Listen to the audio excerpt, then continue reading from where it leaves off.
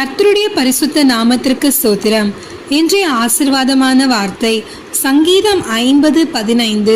ஆபத்து காலத்தில் என்னை நோக்கி கூப்பிடு, நான் உன்னை விடுவிப்பேன், நீ என்னை மகிமைப்படுத்துவாய். ஆமேன். கர்த்தர் தாமே இந்த வார்த்தையின்படியே உங்களை ஆசீர்வதிப்பாராக.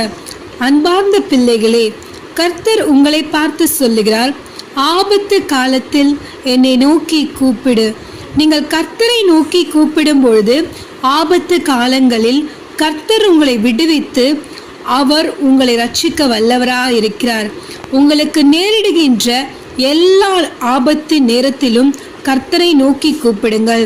நீங்கள் மனுஷரை நோக்கி சத்தமிடாமல் கர்த்தரை நோக்கி கூப்பிடும் பொழுது நிச்சயமாகவே அவர் உங்களுடைய கூக்குரலை கேட்டு உங்களை விடுவிக்க வல்லவராக இருக்கிறார். நீங்கள் என் நாமத்தினாலே எதை கேட்டாலும் அதை நான் செய்வேன் என்ற வார்த்தையின்படிக்கு கேளுங்கள், அப்பொழுது உங்களுக்கு கொடுக்கப்படும். இந்த வசனத்தின்படி நீங்கள் கர்த்தரை நோக்கி கூப்பிடும் பொழுது நிச்சயமாகவே தேவன் ஒரு அனுக்கிரகமான ஒரு கதவை திறந்து உங்களை விடுவிக்க அவர் வல்லவராக இருக்கிறார். அப்படியாக வேதாகமத்தில் பேதுரு கடலின் ஆழத்தில் விழுந்தபோது கர்த்தருடைய கரம் அவரை பிடித்து தூக்கி எடுத்தது. பேதுரு கடலில் விழுந்தபோது அவன் கர்த்தரை நோக்கி கூப்பிடுகிறான். உடனே ஆண்டவரே என்று கூப்பிடும் பொழுது அவன் கரம் பிடித்து அவர் தூக்கி எடுக்கிறார்.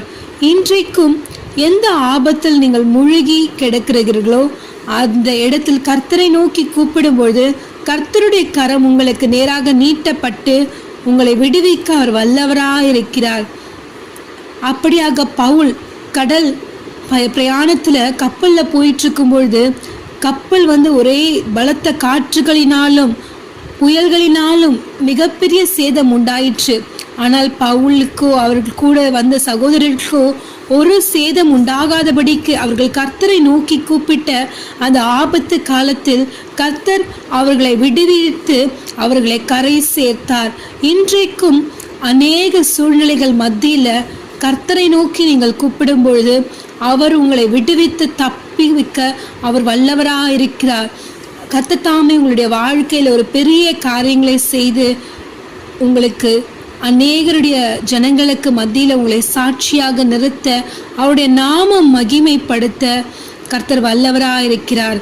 ஏனென்றால் அந்த ஆபத்து நேரத்தில் கர்த்தரை நோக்கி நீங்கள் கூப்பிடும் பொழுது அவர் உங்களை விடுவிக்கும் பொழுது நீங்கள் அவருடைய நாமத்தை மகிமைப்படுத்துவீர்கள். ஆமென். கர்த்தர் தாமே இந்த வார்த்தையின்படி உங்களை ஆசீர்வதிப்பாராக.